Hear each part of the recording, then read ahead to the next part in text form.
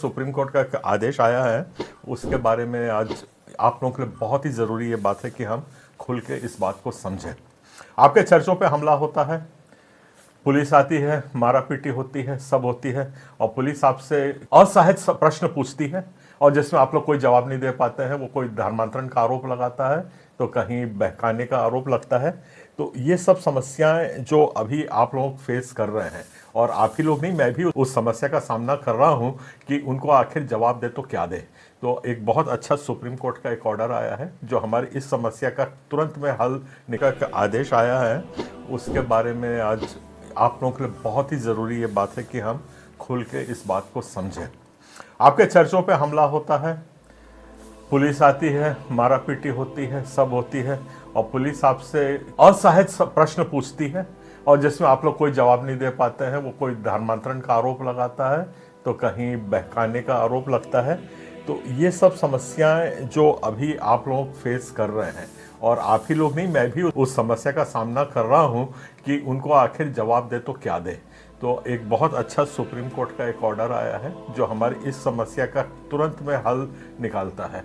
मैं बहुत सरल शब्दों में, उसकी कोई तकनीकी में नहीं जाते हुए, आप कैसे प्रभावित हो रहे हैं और उससे क्या कैसे निजात आप पा सकते हैं उसके बारे में कुछ आपको जानकारी दे रहा हूँ। ये वीडियो थोड़ा लंबा जाएगा पर बहुत शांति से, ध्यान से आप लोग इस बात को सुनिएगा। सुप्रीम कोर्ट ने ये कहा है, ईसाई होने के बाद भी आपकी अनुसूचित जाति बरकरार रहती है, वो किसी किस्म से विफल नहीं होती। एक बहुत बड़ी राहत मिली है। अब चलिए हम जानते हैं कि ये आखिरकार ये केस है क्या। ये ए राजा जी हैं जिनने चुनाव लड़ा था। उनका पिता का नाम एंथोनी था और उनकी माता का नाम एस्थर था। ये सन 1982 में इनने बपतिस्मा अपने बेटे का करवाया था। ये चर्च ऑफ साउथ इंडिया के सदस्य थे और ए राजा का वहां पे 1982 में बपतिस्मा हुआ। ये उसकी हकीकत है। राजा का जन्म था 1968 में हुआ था, मतलब वो मात्र 14 साल के थे जब उनका बपतिस्मा हुआ था और उन्हें ईसाई धर्म को स्वीकारा था। ये उसकी वास्तुस्थिति है, ये एक्चुअल उसकी कहानी है। अब और इनके पास कास्ट सर्टिफिकेट जो था, उनका जाति प्रमाण पत्र जो था, वो तमिलनाडु का था और तमिलनाडु का कास्ट सर्टिफिकेट को उन्हें केरल में जाके जमा किया था। उस पर तहसीलदार ने खोजबीन की थी और खोजबीन करके उन्हें कास्ट सर्टिफिकेट इशू किया था कि हाँ, ये केरल के भी शेड्यूल कास्ट में अनुसूचित जाति में आता है करके तहसीलदार ने उसको सर्टिफिकेट दिया। समझ गए मेरी बात को आप लोग?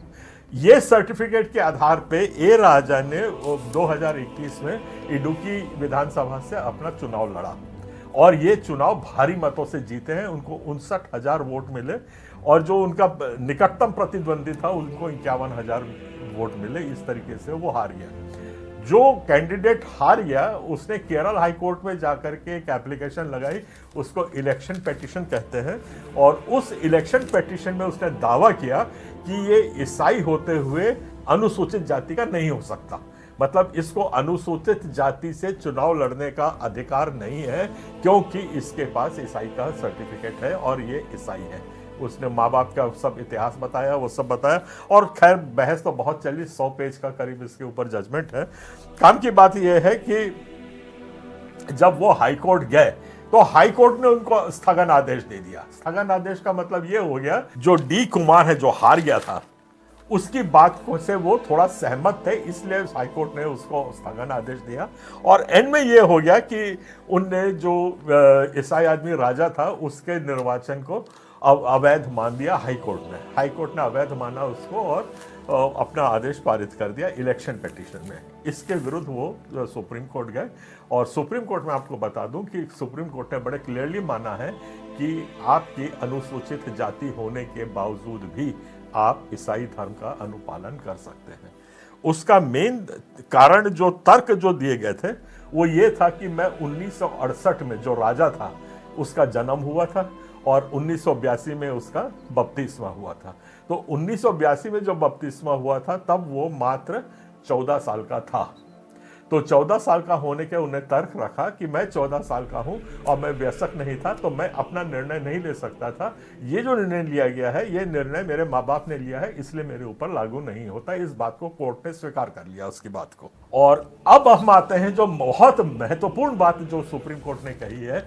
सुप्रीम कोर्ट ने बोला है कि आपका बपतिस्मा होने से या ईसाई धर्म में जाने से आप ईसाई नहीं हो जाते।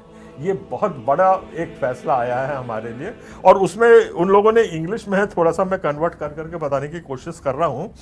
उसमें उन लोगों ने साफ बताया है, सुप्रीम कोर्ट ने, खाली मात्र बपतिस्मा लेने से कोई ईसाई नहीं होता, पहली बात।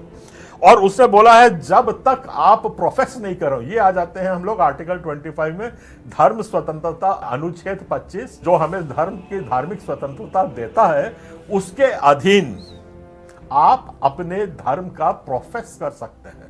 प्रोफेस का हिंदी में मतलब है कि आप जब तक खुले आम उसको स्वीकार ना कर लें या दावे के साथ ये ना कहें कि हाँ मैं ईसाई हूं, तब तक आपका धर्म परिवर्तन वैध नहीं है, आपको नहीं माना जाएगा। खाली बपतिस्मा लेने से आप ईसाई नहीं होते, ये सुप्रीम कोर्ट मानता है।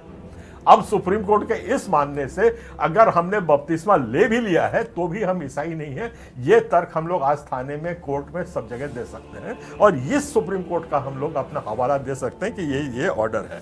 और इसी तरीके से उन्होंने ये भी कहा है, सुप्रीम कोर्ट ने जो होल्ड किया है, मैं उसकी बात बता रहा हूं, उसका विश्लेषण है ये कि एक्सप्लिसिट का मतलब जब तक मुखर होके और मुखर हो करके आप प्रकट ना करें अपने आप को, तब तक आपका जो एफिडेविट जो कलेक्टर को दिया है उसकी भी कोई वैधता नहीं होगी।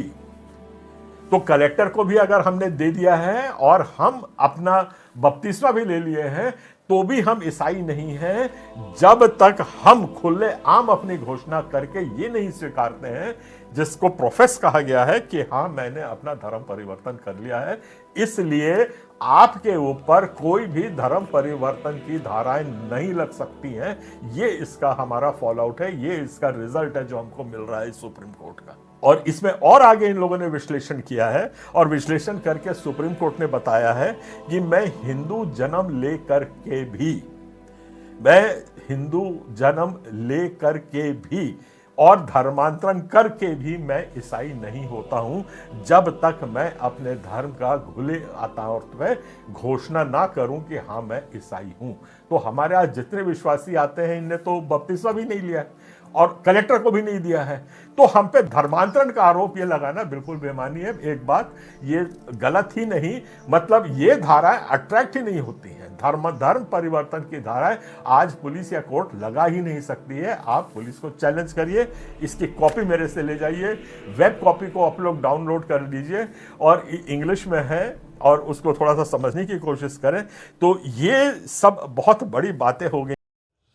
आप सभी को जय मसीह की दोस्तों, मेरा नाम है रोहित कुमार। आप देख रहे हैं जेसस न्यूज़ तक चैनल में आप सभी का स्वागत करता हूं। दोस्तों, आपने वीडियो के पहले देखा होगा कि कैसे आज मसीही लोगों पर अत्याचार किया जा रहा, कैसे मसीही लोगों को टारगेट किया जा रहा, कैसे मसीही लोगों पर गलत ब्लेम लगा करके उन्हें कहा जा रहा है कि तुम लोग धर्म परिवर्तन करवाते हो।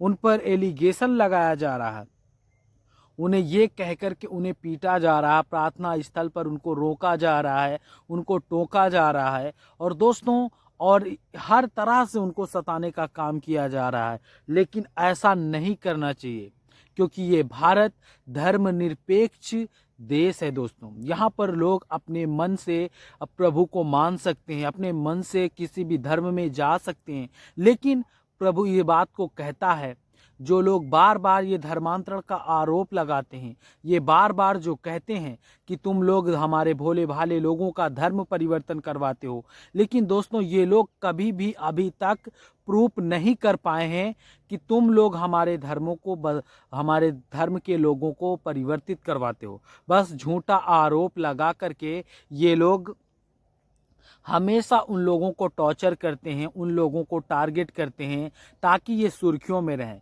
दोस्तों, खास तौर पर ज्योति शर्मा और रतन यादव और छत्तीसगढ़ और झारखंड में मसीह सताव बहुत ही ज़्यादा होता है। दोस्तों, कहीं चर्च में, चर्च में हमला कर दिया जाता है, कहीं चर्च को ध्वस्त कर दिया जाता है, कहीं प्रार्थना सभा करते हुए लोगों को डंडों से पीटा जाता है।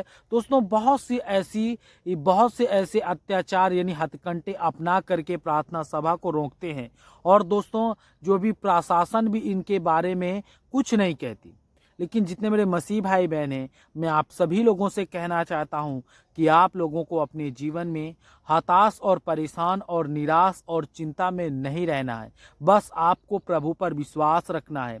वो सर्वशक्तिमान परमेश्वर आपको हर एक मुसीबत से छुटकारा दिलाएगा, आपके हर एक प्रॉब्लम से आज़ाद करेगा और आपको हर एक मुसीबत से आज़ाद के साथ प्रभु आपको मुस्कान देगा। क्योंकि मेरे प्रियो, आज बहुत से ऐसे मसीही लोग हैं जो हमेशा ये चिंता में रहते हैं, भयभीत रहते हैं कि ये लोग हम प्रार्थना जैसे वो लोग प्रार्थना करते हैं तो प्रार्थना करने में वो लोग हिचकिचाते हैं कि कहीं विरोधी लोग हमारे साथ गलत व्यवहार ना करें। लेकिन मेरे प्रियो, बहुत से ऐसे मसीही लोग हैं जो विरोधियों से डट कर के मुकाबला करते हैं, कहते हैं कि आओ मारो। और प्रभु यीशु मसीह ने इस बात को कहा था कि अगर आपके गाल पे कोई एक तमाचा मारे तो आपको दूसरा गाल दे देना चाहिए, आपको उसकी ओर दूसरा गाल बढ़ा देना चाहिए, ताकि ले तू इस भी गाल में मार। हमारा वैसा स्वभाव है, हम मसीही लोग हैं, हम सच्चे मसीही हैं, हम प्रभु के नाम पे, प्रभु के वचनों पे हम अमल रहते हैं। तो जितने मेरे मसीह भाई बहन हैं, आप सभी को जय मसीह की दोस्तों। God bless you all of you. आमीन। नेक्स्ट वीडियो मिलता हूँ दोस्तों।